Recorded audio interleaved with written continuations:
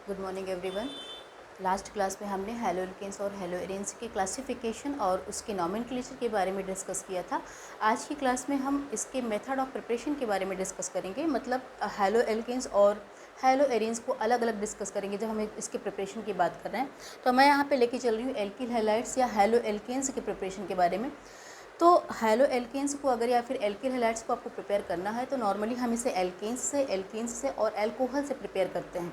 तो यहाँ पे फर्स्ट मेथड में ले रही हूँ by the halogenation of alkenes से अगर आपको एल्किल हैलाइड्स प्रिपेयर करना है तो आप हैलोजिनेशन करा सकते हैं। ठीक है, हैलोजिनेशन, सपोज आपके पास कोई भी एल्केन ले लीजिए, मान लीजिए मैंने मीथेन ले लिया और मैंने कोई भी हैलोजन, सपोज मैंने क्लोरीन ले लिया और आपका ये प्रोडक्ट बन गया CH3Cl plus CH2Cl2 plus CHCl3 plus CCl4। ठीक है, मतलब अगर मैंने हैलोजन में क्लोरीन लिया है तो इस रिएक्शन को, पर्टिकुलर रिएक्शन को हम बोलेंगे क्लोरीनेशन ऑफ मीथेन करा रही हूँ। तो यहाँ पर मैंने मीथेन लिया और क्लोरीन से रिएक्शन कराया in the presence of 522 670 kelvin temperature और in the presence of light. तो हमारे पास इतने सारे प्रोडक्ट फॉर्म हो रहे हैं, मतलब this is the mono substituted alkyl halide, this is the di substituted, क्योंकि यहाँ पे सिर्फ एक हैलोजन है तो मैंने इसको बोला मोनो सब्स्टिट्यूटेड। यहाँ पर दो हैलोजन है तो di substituted, tri substituted and tetra substituted alkyl halides. इतने सारे प्रोडक्ट आपको इस पर्टिकुलर रिएक्शन में मिल रहे हैं। अगर मान लीजिए आपको सिर्फ ये प्रोडक्ट बनाना हो, सिर्फ आप सोचो कि सिर्फ आपको सिर्फ मोनो वाला बनाना है, बाकी इन प्रोडक्ट को हमें फॉर्म नहीं करना है, तो उसके लिए अगर आपने क्लोरीन को लिया है लिमिटेड अमाउंट में, काफ़ी कम मात्रा में अगर आप इसको लेंगे, लिमिटेड अमाउंट में लेंगे,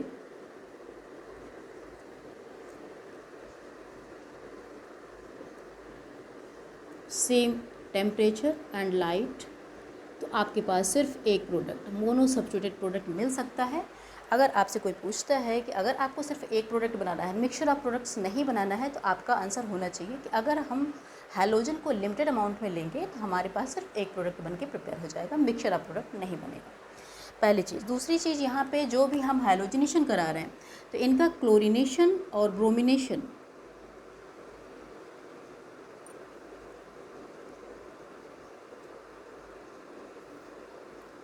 तो आसानी से हो जाता है, पर अगर हम सोचें सिर्फ इतनी ही कंडीशन रख दिया जाए, यही सिचुएशन रख दिया जाए और हम आयोडिनेशन करा दें या फिर फ्लोरिनेशन करा दें तो ये पॉसिबल नहीं हो पाता है। ये दोनों तो पॉसिबल हो जाएंगे। क्लोरिनेशन मतलब क्लोरीन से रिएक्शन कराएंगे तो रिएक्शन हो जाएगी, ब्रोमिनेशन मतलब ब्रोमीन से कराएंगे तब भी रिएक्शन हो जाएगी। अगर आप सिर्फ इतनी ही सिचुएशन लेते हुए आयोडीन से रिएक्शन कराते हैं तो रिएक्शन पॉसिबल नहीं हो पाएगी, या फिर आप फ्लोरीन लेते हैं तब भी रिएक्शन पॉसिबल नहीं हो पाएगी। इसका क्या रीज़न है, हम यहाँ पे छोटा सा डिस्कस करते हैं। जैसे सपोज़ आप आयोडिनेशन कराना चाहते हो और आपने ले लिया CH4 plus I2 in the presence of light, तो आपके पास जो प्रोडक्ट बनेगा दिस वन CH3I। अभी मैं सिर्फ फर्स्ट स्टेप ले रही हूँ, मतलब ये सारे जो प्रोडक्ट बनते हैं कई सारे स्टेप में होते हुए बनते हैं, मैं सिर्फ एक स्टेप ले रही हूँ, CH3I प्लस HI। ठीक है, समझ में आ रहा है। यहाँ पर मैंने लिया मीथेन और मैंने आयोडीन लिया, मतलब मैं आयोडिनेशन कराना चाह रही हूँ इन द प्रेजेंस ऑफ लाइट। तो यहाँ पर जो प्रोडक्ट बना that is a methyl iodide plus hydrogen iodide. तो हाइड्रोजन आयोडाइड जो होता है it is very strong reducing agent, strong reducing agent. ठीक है, HI जो होता है वो बहुत ही अच्छा रिड्यूसिंग एजेंट होता है, जिस वजह से ये जो जैसे ही ये फॉर्म होगा, जैसे ही ये हाइड्रोजन आयोडाइड बनेगा, तुरंत ये CH3I को CH4 में रिड्यूस कर देगा। कहने का मतलब ये रिएक्शन वापस पीछे की तरफ चली जाएगी एंड रिएक्शन बिकम्स रिवर्सिबल। ठीक है, रिएक्शन जो होगी वो रिवर्सिबल हो जाएगी। कहने का मतलब हमें तो चाहिए था ये जो हमारा डिज़ायर प्रोडक्ट है that is this one methyl iodide, लेकिन जैसे ही HI बनता है वो तुरंत CH3I को वापस CH4 में कन्वर्ट कर देता है। इसीलिए हम कहते हैं कि अगर हमें आयोडिनेशन कराना है तो हम सिर्फ लाइट की प्रेजेंस में ये रिएक्शन को अगर कराना चाहेंगे तो पॉसिबल नहीं हो पाएगी। रीज़न सिर्फ ये है कि जो साइड प्रोडक्ट HI बनता है that is very strong reducing agent, और ये रिएक्शन को रिवर्सिबल कर देता है। तो जो हमें डिज़ायर प्रोडक्ट चाहिए होता है वो ना बन करके वापस हमारे पास एल्केन प्रिपेयर हो जाता है। बट अगर मान लीजिए हमें कराना ही हो आयोडीनेशन, तो इसके लिए हम ऑक्सीडाइजिंग एजेंट यूज़ कर सकते हो। ऑक्सीडाइजिंग एजेंट मतलब अगर हमें ये रिएक्शन कराना है, हम चाह रहे हैं कि रिएक्शन रिवर्सिबल ना हो, अगर ये रिएक्शन रिवर्सिबल नहीं कराना है तो आप ऑक्सीडाइजिंग एजेंट यूज़ कर सकते हो HNO3 या फिर HiO3। ठीक है, अगर आप इनकी प्रेजेंस में किसी भी अच्छे ऑक्सीडाइजिंग एजेंट की प्रेजेंस में रिएक्शन कराते हैं तो ये रिएक्शन जो रिवर्सिबल दिख रही है ये रिवर्सिबल नहीं होगी, बल्कि हमारे पास उसी तरीके से हाइलोजिनेशन हो जाएगा जिस तरीके से यहाँ पे हुआ है। तो मतलब अगर आप रिएक्शन कराओगे CH4 प्लस I2, सपोज आपको आयोडीनेशन कराना है, तो आप यहाँ पे लाइट तो लगा ही रहे हो, साथ में आप दिखाएंगे HNO3 ऑक्सीडाइजिंग एजेंट यूज़ कर रहे हो, या फिर HiO3, और आपके पास जो प्रोडक्ट बनेगा वो यही बनेगा CH3I प्लस H। ठीक है, इस तरीके से आपका जो HI बनेगा, यहाँ पर रिड्यूसिंग एजेंट जो बनेगा वो HNO3 और HiO3 से रिएक्शन करके दूसरा प्रोडक्ट बना देगा, वापस ये रिएक्शन को रिवर्सिबल नहीं करेगा। कुछ इस तरीके से देखें यहाँ पे,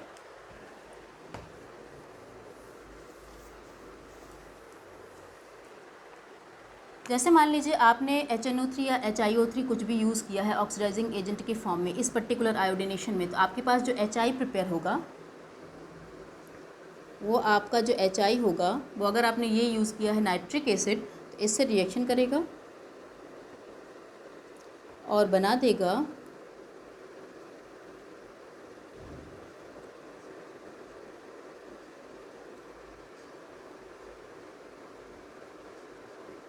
ठीक है, इस तरीके से। अगर आपने नाइट्रिक एसिड यूज़ किया है तो आपका जो रिएक्शन हो जाएगा, जो HI होगा वो ऑक्सीडाइजिंग एजेंट के साथ रिएक्शन करके 2H2O plus 2NO2 plus I2 prepare करा देगा। और इसी तरीके से अगर आपने HiO3 लिया है, HiO3 is the iodic acid, 5HI plus HiO3, और ये बना देगा 3I2 प्लस 3H2O। ठीक है, रिएक्शन बैलेंस है यहाँ पे देखेंगे 2NO2। हाँ ठीक है, ठीक है। तो कहने का मतलब अगर आप आयोडीनेशन कराना चाहते हैं तो ऑक्सीडाइजिंग एजेंट यूज़ करेंगे, आइदर HNO3 नाइट्रिक एसिड और HiO3 आयोडिक एसिड, तब आयोडीनेशन पॉसिबल है। अच्छा, अब फ्लोरिनेशन क्यों पॉसिबल नहीं है? फ्लोरिनेशन हम सभी जानते हैं, अगर आप फ्लोरिनेशन कराओगे तो आप F2 यूज़ करोगे। कहने का मतलब आप यूज़ करोगे CH4 प्लस F2। तो F2 जो होता है, अगर आप इसको बॉन्ड के फॉर्म में दिखाएं तो कुछ ऐसा, फ्लोरीन का जो एटॉमिक साइज़ होता है वो बहुत ही छोटा होता है, ये बॉन्ड बहुत ही स्ट्रॉन्ग होता है, F सिंगल बॉन्ड F बहुत ही स्ट्रॉन्ग बॉन्ड होगा, इसको ब्रेक करने के लिए काफ़ी एनर्जी की रिक्वायरमेंट पड़ेगी, रिएक्शन बिकम्स एक्सोथर्मिक और एक्सप्लोजिव नेचर की हो जाती है, काफ़ी एक्सप्लोजिव हो जाती है, इसलिए हम फ्लोरिनेशन यहाँ पे शो नहीं कर सकते हैं। अगर आयोडीनेशन कराना है आपको तो आप इस तरीके से कर सकते हैं। अगर आपको एल्किल फ्लोराइड बनाना ही है तो उसके लिए एक डिफरेंट रिएक्शन आप इसको यूज़ कर सकते हो। सपोज़ आपको एल्किल फ्लोराइड बनाना है तो आप नॉर्मली कोई एल्किल हैलाइड ले लीजिए, जैसे CH3CH2Cl प्लस कोई भी इनऑर्गेनिक फ्लोराइड से ले सकते हैं, जैसे मर्क्यूरस फ्लोराइड Hg2F2 बहुत ही कॉमन सा फ्लोराइड है, Hg2F2, this is the mercurous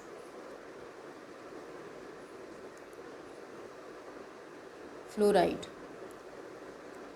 ठीक है, अगर ये रिएक्शन करते हैं तो देखिए यहाँ पे क्या होगा कि Cl को फ्लोरीन रिप्लेस कर देगा, आपके पास प्रिपेयर हो जाएगा 2CH3CH2F प्लस Hg2F2 की जगह Cl आ जाएगा Hg2Cl2, मतलब this is the mercurous fluoride and this is the mercurous chloride.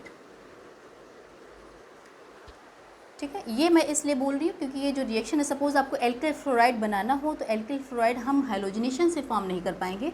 अगर हमें एल्किल फ्लोराइड बनाना है तो हमें कोई एल्किल हैलाइड लेना पड़ेगा, जैसे मैंने क्लोरीन ले लिया है, साथ में कोई मर्क्यूरस फ्लोराइड मैंने लिया Hg2F2, कोई भी इनऑर्गेनिक फ्लोराइड AgF वगैरह भी यूज़ कर सकते हो आप। तो आपके पास क्या होगा कि एक हैलोजन दूसरे हैलोजन को रिप्लेस कर दे रहा है। देखिए यहाँ पे Cl की जगह फ्लोरीन आ गया और ये क्लोरीन यहाँ पे ऐड हो गया Cl2 की तरह, ठीक है। Hg2F2 आपने यूज़ किया था आपके फॉर्म में, साइड प्रोडक्ट के फॉर्म में Hg2Cl2 मर्क्यूरियस क्लोराइड मिल गया और आपका ये मेन प्रोडक्ट मिल गया एल्किल फ्लोराइड। लेकिन इस तरीके के रिएक्शन जो होते हैं उनको हम बोलते हैं स्वार्ट्स रिएक्शन। हैलोजिनेशन नहीं बोलेंगे इसको हम बोलेंगे स्वार्ट्स रिएक्शन, ठीक है। तो हमने अभी तक जो डिस्कस किया वो halogenation of alkyl halide discuss किया है। यहाँ पर हैलोजिनेशन मैंने बोला कि क्लोरीनेशन और ब्रोमिनेशन तो हम बहुत ही आसानी से करा सकते हैं और हमारे पास मिक्सचर ऑफ प्रोडक्ट मिलता है। अगर हमें सिर्फ एक मोनो सब्स्टिट्यूटेड प्रोडक्ट चाहिए होता है तो उस केस में हमें हैलोजन्स को लिमिटेड अमाउंट में लेना पड़ेगा। ये जो रिएक्शंस हो रही है या तो हाई टेम्परेचर पे हो रही है या फिर लाइट की प्रेजेंस में हो रही है। अगर रिएक्शन टेम्परेचर की प्रेजेंस में हो रही है तो उसको हम बोल सकते हैं थर्मल रिएक्शन, और अगर लाइट की प्रेजेंस में हो रही है तो उसको हम बोल सकते हैं फोटोकेमिकल रिएक्शन, ठीक है। अब मैंने लास्ट में ये बोला कि आयोडीनेशन मतलब आयोडीन से रिएक्शन और फ्लोरीनेशन पॉसिबल नहीं हो पाता है इस सिर्फ इतनी सी सिचुएशन में, क्योंकि जो साइड प्रोडक्ट बनता है HI that is very strong reducing agent और ये रिएक्शन को रिवर्सिबल कर देता है। और फ्लोरीनेशन इसलिए पॉसिबल नहीं होता है क्योंकि F सिंगल बॉन्ड F जो होता है ये बहुत ही स्ट्रॉन्ग होता है और रिएक्शन काफ़ी एक्सप्लोजिव नेचर की हो जाती है, इसलिए ये भी पॉसिबल नहीं हो पाता है। अगर हमें आयोडीनेशन कराना है, मतलब अगर हमें एल्किल आयोडाइड लेना ही है, तो उसके लिए हम स्ट्रॉन्ग ऑक्सीडाइजिंग एजेंट यूज़ करेंगे और इस तरीके से हमें आयोडीनेशन पॉसिबल हो जाएगा। और अगर हमें एल्किल फ्लोराइड चाहिए होता है तो उसके लिए हम हैलोजिनेशन तो नहीं कर सकते हैं, लेकिन कोई इनऑर्गेनिक फ्लोराइड यूज़ करके लाइक मर्क्यूरियस फ्लोराइड यूज़ करके हम एल्किल फ्लोराइड को बना सकते हैं और इस रिएक्शंस को हम हैलोजिनेशन नहीं बोलेंगे बल्कि स्वार्ट्स रिएक्शन बोलेंगे, ठीक है। अब इसके आगे डिस्कस करती हूँ इसके मैकेनिज़्म के बारे में।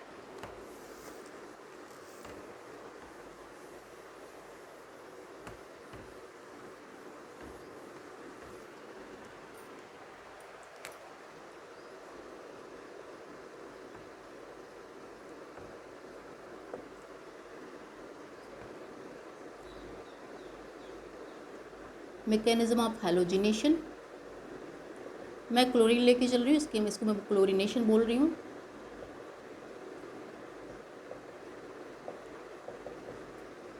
मैकेनिज्म ऑफ हैलोजिनेशन, मैंने जो एल्केन लिया दैट इज़ CH4 और जो हैलोजन लिया दैट इज़ Cl2। मैंने लाइट को प्रेजेंट दिखाया यहाँ पे और हमारे पास जो प्रोडक्ट बन रहा है दिस वन।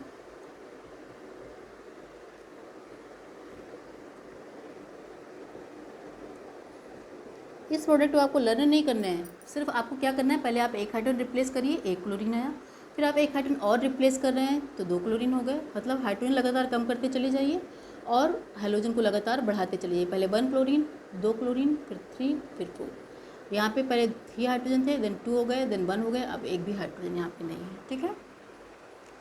तो ये जो रिएक्शन हो रही है ये फ्री रेडिकल रिएक्शन हो रही है। यहाँ पर लाइट की प्रेजेंस में अगर इस तरीके की रिएक्शंस हो रही हैं तो ये नॉर्मली ये जो रिएक्शन है ये फ्री रेडिकल रिएक्शन है। फ्री रेडिकल रिएक्शन 3 स्टेप में होती है।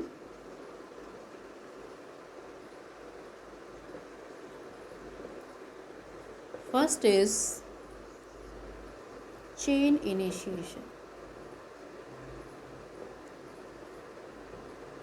मैकेनिज्म में हम फर्स्ट स्टेप ले रहे हैं चेन इनिशिएशन। देखिए यहाँ पे आपने नॉर्मली लिया हैलोजन, Cl2 को मैंने Cl सिंगल बॉन्ड Cl करके दिखा दिया। यहाँ पर आप लाइट प्रेजेंट करा रहे हो इस तरीके से। जो एक बॉन्ड है सिंगल बॉन्ड है, एक बॉन्ड में 2 इलेक्ट्रॉन्स होते हैं। इसका मतलब क्या हुआ कि 2 इलेक्ट्रॉन हैं और 2 इलेक्ट्रॉन्स में एक इलेक्ट्रॉन इसकी तरफ ट्रांसफ़र हो रहा है, दूसरा इलेक्ट्रॉन इसकी तरफ ट्रांसफ़र हो रहा है। अगर ये एरो कुछ ऐसे दिखाई जाती है तो इसका मतलब ये होता है कि दोनों इलेक्ट्रॉन किसी एक एटम की तरफ ट्रांसफ़र हो रही है। लेकिन अगर ये कुछ इस तरीके से दिखाया जा रहा है, इसका मतलब एक इलेक्ट्रॉन इस एटम की तरफ ट्रांसफ़र हो रहा है, दूसरा इलेक्ट्रॉन इस एटम की तरफ ट्रांसफ़र हो रहा है। तो यहाँ पर देखिए HNU की प्रेजेंस में रिएक्शन हो रही है, this is free radical reaction. और उसका फर्स्ट इज चेन इनिशिएशन।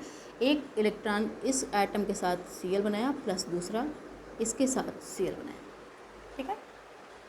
ये तो आपका हो गया चेन इनिशिएशन, ठीक है। आपका चेन इनिशिएशन का मतलब फ्री रेडिकल का फॉर्मेशन होना, किस तरीके से शुरुआत हो रही है रेडिकल फॉर्मेशन की, उसको हम बोलते हैं इनिशिएशन। सेकंड में चेन प्रोपेगेशन स्टार्ट करते हैं।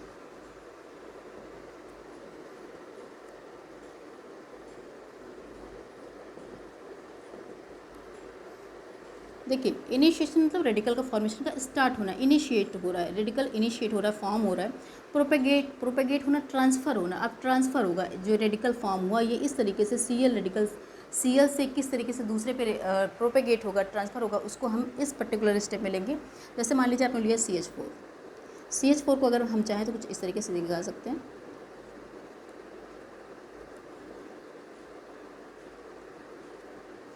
ठीक है, ये रेडिकल इसके साथ रिएक्शन करेगा।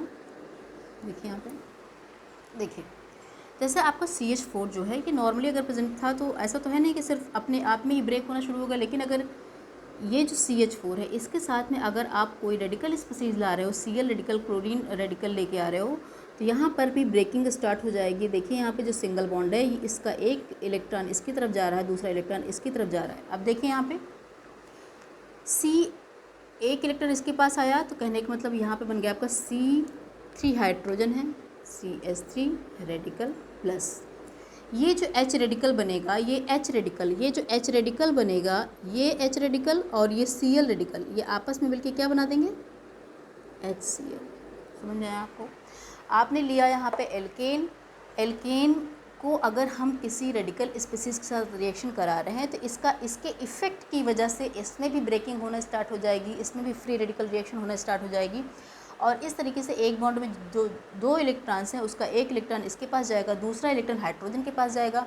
अब ये दोनों रेडिकल H रेडिकल और Cl रेडिकल आपस में बनाकर मिलकर के क्या बना देंगे, HCl बना देंगे। अब ये जो आपका CH3 रेडिकल है, दिस वन, ये CH3 रेडिकल वापस Cl सिंगल बॉन्ड Cl से रिएक्शन करेगा। अब देखिए इसकी इफ़ेक्ट की वजह से इसमें ब्रेकिंग स्टार्ट हो जाएगी कुछ इस तरीके से। ठीक है, अब ये जो Cl रेडिकल बनेगा, ठीक है, ये इससे मिल जाएगा, CH3 रेडिकल से मिल जाएगा और क्या बना देगा, CH3Cl प्लस दूसरा वाला रेडिकल बचा रह जाएगा और ये क्या बना देगा, Cl रेडिकल। तो ये आपका फर्स्ट प्रोडक्ट फॉर्म हो गया, CH3Cl फर्स्ट प्रोडक्ट फॉर्म हो गया। इनिशिएशन में सबसे पहले हाइलोजन्स का फॉर्मेशन, फ्री रेडिकल हाइलोजन का फॉर्मेशन हमने किया, Cl रेडिकल बनाया। देन प्रोपेगेशन में इस हाइलोजन के इफेक्ट की वजह से कैसे दूसरे रेडिकल का फॉर्मेशन हो रहा है वो मैं शो कर रही हूँ। यहाँ पे मैंने आप CH4 लिया, इसके इफेक्ट की वजह से यहाँ पर CH3 रेडिकल और H रेडिकल बना था। CH3 रेडिकल अलग से शो हो रहा है और जो H रेडिकल था वो Cl रेडिकल के साथ रिएक्शन करके HCl बना दिया यहाँ पे साइड प्रोडक्ट के फॉर्म में। देन ये जो CH3 रेडिकल था वापस इसने Cl2 को लिया, Cl सिंगल बॉन्ड Cl को, और इसका जो Cl रेडिकल था इससे बन के CH3Cl बना दिया, प्लस इसका एक रेडिकल बचा रह गया जो यहाँ पे शो हो रहा था। आपका फर्स्ट प्रोडक्ट फॉर्म हो गया। ठीक है, इस तरीके से आगे हम बढ़ते हैं। यहाँ पे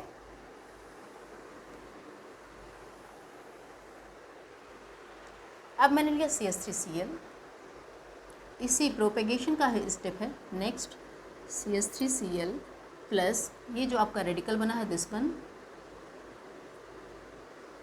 देखिए यहाँ पे अब आपका CH3Cl है प्लस Cl रेडिकल है, ये जो Cl इसके इफेक्ट की वजह से वापस यहाँ पे रेडिकल का फॉर्मेशन होगा। इसको आप ब्रेक करके दिखाएं, ज़्यादा अच्छा रहेगा। C single bond H single bond H single bond H single bond Cl। इसको मैंने इस तरीके से दिखाया, CH3Cl मैंने इसको बॉन्ड के फॉर्म में दिखाया। अब यहाँ पे देखिए इसकी वजह से, इस रेडिकल की वजह से वापस इसमें ब्रेकिंग होगी कुछ ऐसे। ठीक है, तो वापस यहाँ वहीं पे बनेगा, वापस यहाँ पे रेडिकल आएगा और यहाँ पे रेडिकल आएगा। अब आपके दिमाग में ये चीज़ नहीं आना चाहिए, आ ही रहा होगा डेफिनेटली कि ये बॉन्ड क्यों नहीं ब्रेक हो रहा है। ठीक है, C सिंगल बॉन्ड Cl है, ये भी ब्रेक हो सकता है, CH ही क्यों ब्रेक हो रहा है।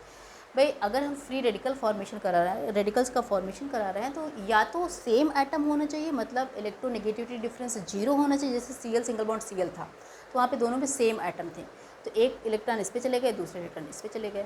या फिर उनका जो इलेक्ट्रोनेगेटिविटी डिफरेंस है वो बहुत कम होना चाहिए, ना कि बराबर होना चाहिए। मतलब बहुत ज़्यादा ऐसा ना हो कि एक कार्बन और दूसरा क्लोरीन तो बहुत ज़्यादा इलेक्ट्रोनेगेटिव हो गया, वो तो पूरा का पूरा इलेक्ट्रॉन अपने पास ले लेगा।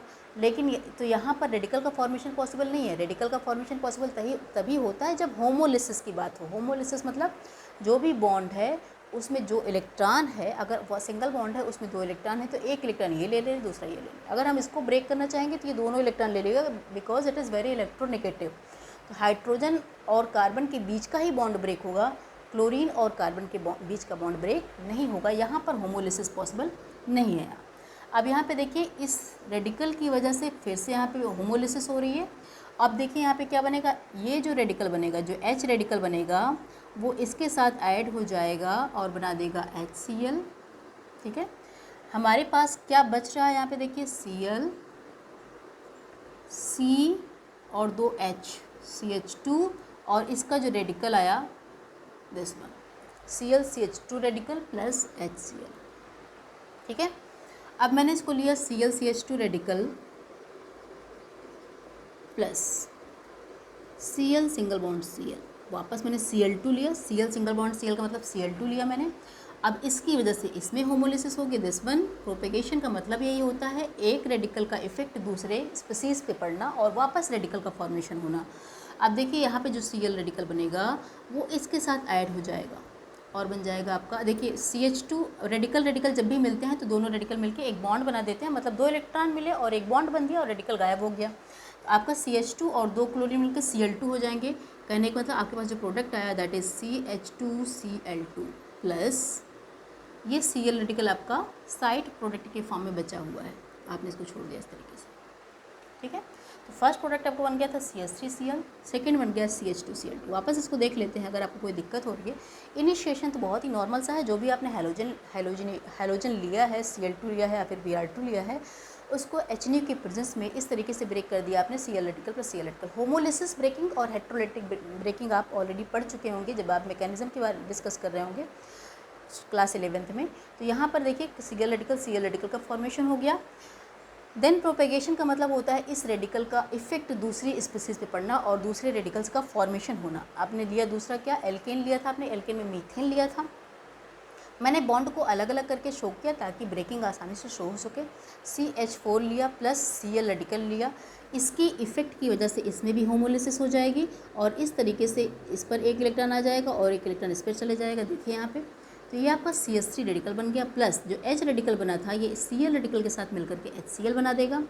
देन वापस CH3 रेडिकल जो होगा वापस Cl2 को से रिएक्शन करेगा और यहाँ होमोलिसिस हो जाएगी। इसका जो Cl रेडिकल होगा वो इसके साथ मिलकर CH3Cl बना देगा और plus Cl radical side product के फॉर्म में बन जाएगा। तो आपका फर्स्ट जो प्रोडक्ट है वो CH3Cl यहाँ फॉर्म होता है। आगे रिएक्शन को बढ़ाएंगे तो CH3Cl लिया मैंने, वापस इसको मैंने ब्रेक किया CH3Cl और इस Cl रेडिकल को लिया। तो इस तरीके से इसकी इफेक्ट की वजह से इसमें होमोलिसिस हो जाएगी, इसके बीच में होमोलिसिस इसलिए नहीं हो रही बिकॉज क्लोरीन बहुत ही इलेक्ट्रोनेगेटिव है और ये एक बॉन्ड के जो 2 इलेक्ट्रॉन से दोनों को अपनी तरफ ले लेगा, तो यहाँ होमोलिसिस पॉसिबल नहीं हो पाएगी। C और H की इलेक्ट्रोनेगेटिव डिफरेंस ज़्यादा नहीं होता है तो यहाँ पे होमोलिसिस पॉसिबल है। सिंगल बॉन्ड है, यहाँ पे एक इलेक्ट्रॉन इधर जाएंगे दूसरे इलेक्ट्रॉन इधर आएंगे।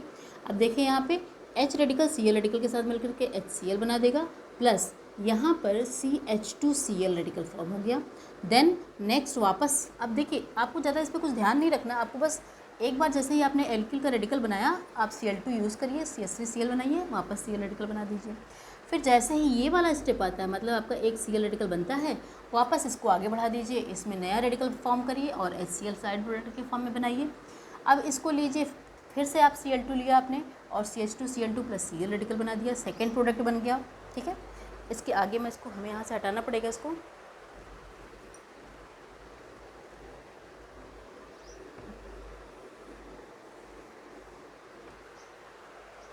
अब मैंने क्या किया, सेकंड इसको ले लिया, सेकंड प्रोडक्ट को CH2Cl2, इसको वापस मैं ऐसे करके ब्रेक करके दिखा सकती हूँ।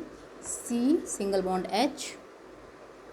H और मैं यहाँ पे Cl2 लगा देती हूँ क्योंकि मुझे पता है क्लोरीन को ब्रेक नहीं करना है, यहाँ पर ऐसे ही लगा दीजिए CH2Cl2 प्लस Cl रेडिकल। अब इस Cl रेडिकल की वजह से इसमें वापस ब्रेकिंग होगी कुछ इस तरीके से, है ना। वापस H रेडिकल और Cl रेडिकल मिल जाएंगे एक दूसरे के साथ में और बना देंगे HCl प्लस क्या बचा रह गया आपके पास Cl2 और H, Cl2 CH रेडिकल। ठीक है, अब वापस क्या होगा, Cl2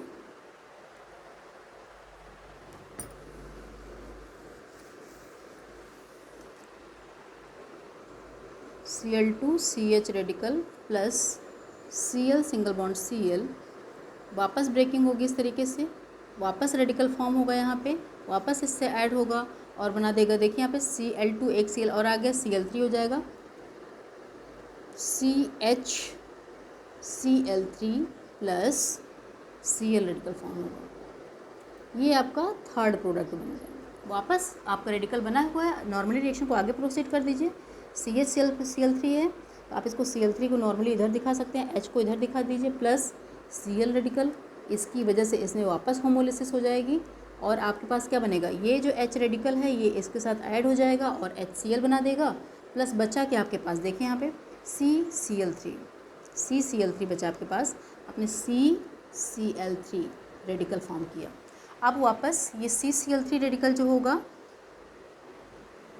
Cl single bond Cl से रिएक्शन करेगा, ठीक है, और देखिए वापस इसकी वजह से ब्रेकिंग हो रही है। अब ये Cl रेडिकल के फॉर्म में वापस ये इसमें ऐड हो जाएगा और 3 क्लोरीन ऑलरेडी था, एक क्लोरीन और आ जाएगा तो CCl4 बन जाएगा प्लस Cl रेडिकल बन जाएगा। ध्यान दीजिएगा ये आपका फोर्थ प्रोडक्ट हो गया। इस एल्केन में टोटल मिला के 4 हाइड्रोजन थे, CH4 में 4 हाइड्रोजन थे, तो चारों के चारों हाइड्रोजन इस तरीके से क्लोरीन से रिप्लेस होते चले गए और हमारे पास लास्ट में CH4 की जगह CCl4 बन गया। तो आपने देखा किस तरीके से फर्स्ट प्रोडक्ट की हेल्प से सेकंड प्रोडक्ट की हेल्प से थर्ड प्रोडक्ट और थर्ड प्रोडक्ट की हेल्प से फोर्थ प्रोडक्ट, टोटल जितने भी प्रोडक्ट बनने पॉसिबल थे यहाँ पे सारे के सारे प्रोडक्ट बन गए, ठीक है। तो ये हो गया आपका method of preparation of alkyl halides from alkenes. Second discuss करते हैं फ्रॉम एल्केन्स से।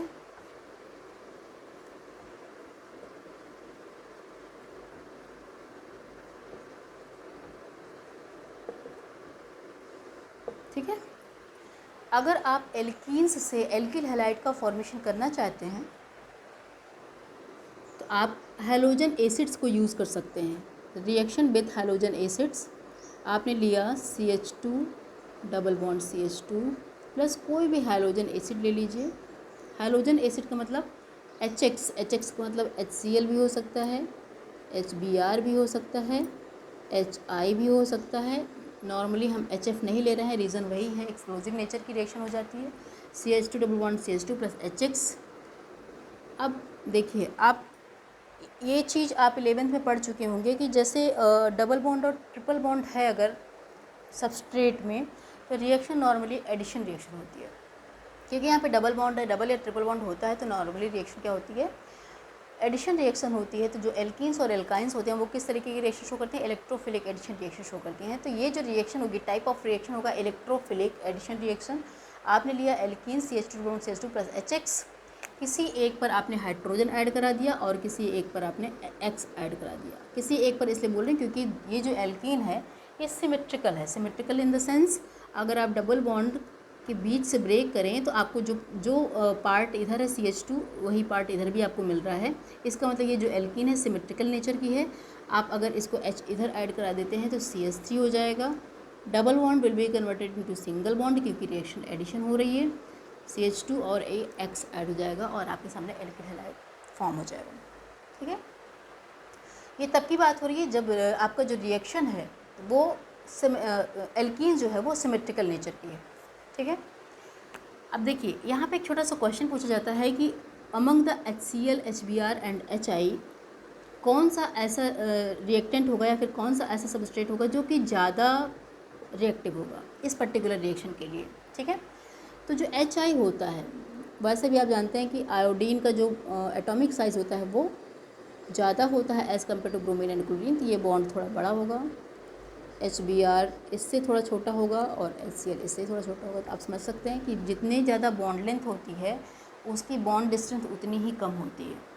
ये जो बॉन्ड होगा इसको ब्रेक करना आसान होगा और HCl जो होगा सबसे छोटा बॉन्ड है तो इसको ब्रेक करना इन दोनों के कंपैरिजन में काफ़ी टफ हो जाएगा। तो आपका ये कह सकते हैं कि जो बॉन्ड डिसोसिएशन एंथैल्पी है, बॉन्ड डिसोसिएशन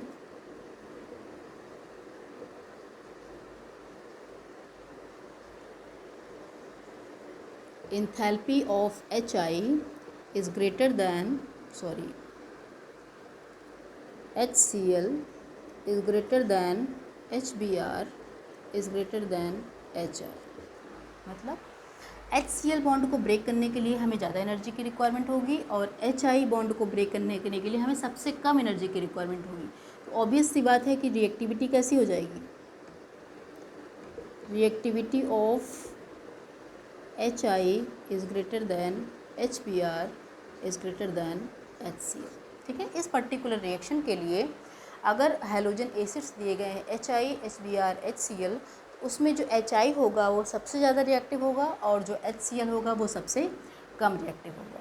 ठीक है, तो ये आपका एल्कीन्स का एल्कीन्स से हम प्रिपेयर कर रहे हैं by the electrophilic addition reaction of halogen acids, और आपके पास एल्किल हैलाइड का फॉर्मेशन हो रहा है। अगर आपका जो एल्कीन है वो सिमेट्रिकल है तब तो कोई दिक्कत ही नहीं है। आपको भी सपोज आपने ब्यूटीन ले लिया, CH3 CH double bond CH single bond CH3, ठीक है, और आपने ऐड करा दिया सपोज HCl, कोई दिक्कत नहीं है। किसी भी एक या सिमेट्रिकल है ये, तो किसी भी एक कार्बन पर आप हाइड्रोजन ऐड करा दीजिए, किसी भी एक कार्बन पर क्लोरीन ऐड करा दीजिए, तो प्रोडक्ट हो जाएगा CH3 CH2 CH Cl CH3। या आप इसको ऐसे भी शो कर सकते हो, CH3 CHCl CH2 CH3। बात तो वही हुई, दोनों का IUPAC नेम आप डिस्कस करोगे तो दोनों का IUPAC सेम आएगा। अगर यहाँ से देखिए तो 1 2 3 4, और अगर इधर से देखिए 1 2 3 4, जो इसका IUPAC नेम आएगा 2 क्लोरोब्यूटेन, वही इसका भी आएगा 2 क्लोरोब्यूटेन। कहने के तो दोनों प्रोडक्ट सेम हैं। ठीक है, एक ही प्रोडक्ट मिलेगा, दोनों प्रोडक्ट सेम है, भले आप इस पर क्लोरीन ऐड करिए भले आप इस पर क्लोरीन ऐड करिए। ठीक है, ये तब की बात हुई जब आपका जो एल्कीन है वो सिमेट्रिकल नेचर का है। बट अगर मान लीजिए जो एल्कीन है वो सिमेट्रिकल ना हो करके अनसिमेट्रिकल, ठीक है, अगर जो एल्कीन है अनसिमेट्रिकल है, जैसे CH3 CH double bond CH2, CH3 CH double bond CH2, this is propene. अगर इसकी रिएक्शन मैंने करा दिया HCl से, अब देखिए यहाँ पे अगर आप CH3 CH double bond CH2 लिया, मतलब आप ये रिएक्शन सिमेट्रिकल नहीं, ये जो एल्कीन है ये सिमेट्रिकल नहीं है, दिस इज अनसिमेट्रिकल। क्योंकि अगर आप देखें, अगर आप इसको यहाँ से डबल बॉन्ड से ब्रेक करोगे तो ये जो पार्ट है डिफरेंट है और ये जो पार्ट है दोनों एक दूसरे से डिफरेंट है, तो ये एल्कीन सिमेट्रिकल ना होकर के अनसिमेट्रिकल है। इससे रिएक्शन जब HCl से कराएंगे या फिर HBr से कराएंगे या फिर HI से कराएंगे, किसी से भी कराएंगे, तो यहाँ पर जो प्रोडक्ट बनेगा वो बनेगा अकॉर्डिंग टू मार्कोनिकॉफ रूल।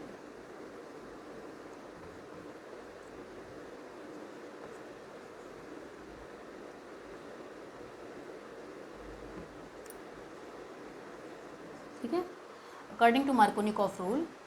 कहने का मतलब मार्कोनिकॉफ रूल ये बोलता है कि अगर किसी भी अनसिमेट्रिकल एल्कीन से कोई भी हैलोजन एसिड ऐड हो रहा है, तो उसका जो हैलोजन एसिड का जो नेगेटिव पार्ट होगा, नेगेटिव पार्ट मतलब HCl को ब्रेक करेंगे तो कैसे ब्रेक करेंगे, H del plus Cl del minus, del plus del minus, del plus del minus. तो जो हैलोजन एसिड का या फिर किसी भी स्पीसीज़ का जो नेगेटिव पार्ट होगा will go to that carbon atom which has less number of hydrogen atom. ठीक है, which has less number of hydrogen atom, ये जहाँ वहाँ के उन कार्बन के बीच की बात हो रही है जिनके बीच में डबल बॉन्ड है। मतलब हम दो कार्बन के बारे में डिस्कस कर रहे हैं कि यहाँ पर जो क्लोरीन आने वाला है वो इस कार्बन पे आएगा कि इस कार्बन पे आएगा, इसके बारे में कोई डिस्कशन यहाँ पे नहीं हो रहा है। यहाँ पे डबली बॉन्डेड कार्बन आइटम की बात हो रही है। ठीक है, तो मार्कोनिकॉफ रूल क्या बोलता है कि नेगेटिव पार्ट वहाँ पे जाएगा जिस कार्बन के पास कम हाइड्रोजन। इसके पास देखिए 1 हाइड्रोजन है, इसके पास 2 हाइड्रोजन है, तो आपका जो प्रोडक्ट बन के आएगा वो क्या बन के आएगा, CH3 CHCl double bond will be converted into single bond CH2, और साथ में क्या जाएगा, एक हाइड्रोजन और आ जाएगा, तो क्या बनेगा CH3। अब एक चीज़ ध्यान देना है, यहाँ पे आपका जो प्रोडक्ट बना, मेन प्रोडक्ट तो आपका यही बनता है, मेजर प्रोडक्ट आपका यही बना, पर एक दूसरा प्रोडक्ट भी बनेगा अपोजिट इसके, CH3 CH2 CH2 Cl। देखिए ये जो प्रोडक्ट है ये माइनर प्रोडक्ट है, और ये जो प्रोडक्ट है जो कि मार्कोनिकॉफ रूल के हिसाब से बना है that is a major product. ठीक है, तो आपका मेन प्रोडक्ट जो बना तो ये बना। ठीक है, ये रिएक्शन हुई कैसी होगी देखें। अगर मैं छोटा सा इसका मैकेनिज्म डिस्कस करूं,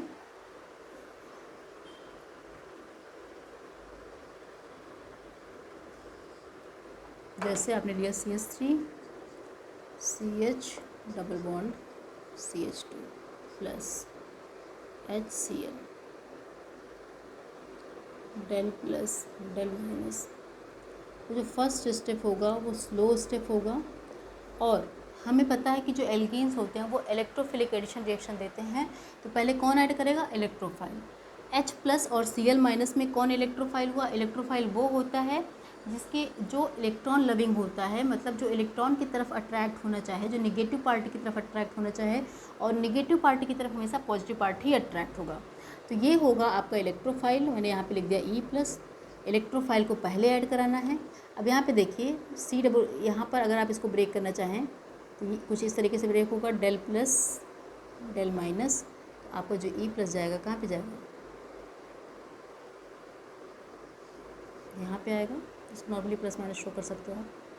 तो CH3 CH plus single bond plus minus मिलके CH3 हो गया। ये तो स्लो स्टेप हो गया। और सेकेंड स्टेप में क्या होगा, आपका CH3 CH प्लस CH3 बना, और आपका ये Cl radical Cl ion add हो जाएगा, और ये फास्ट स्टेप होगा, फास्ट होगा, और बनाएगा CH3 CH Cl CH3। ठीक है, ये आपका प्रोडक्ट, मेन प्रोडक्ट बन गया।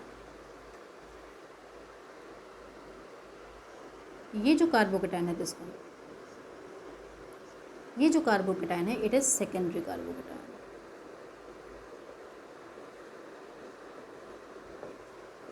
देखिए यहाँ पे हमने यहाँ पे एक मेजर और माइनर प्रोडक्ट के बारे में डिस्कशन किया था कि हमें कैसे पता है कि कौन कैसे प्रोडक्ट, ये इसको हम मेजर क्यों बोल रहे हैं, इसको हम माइनर क्यों बोल रहे हैं।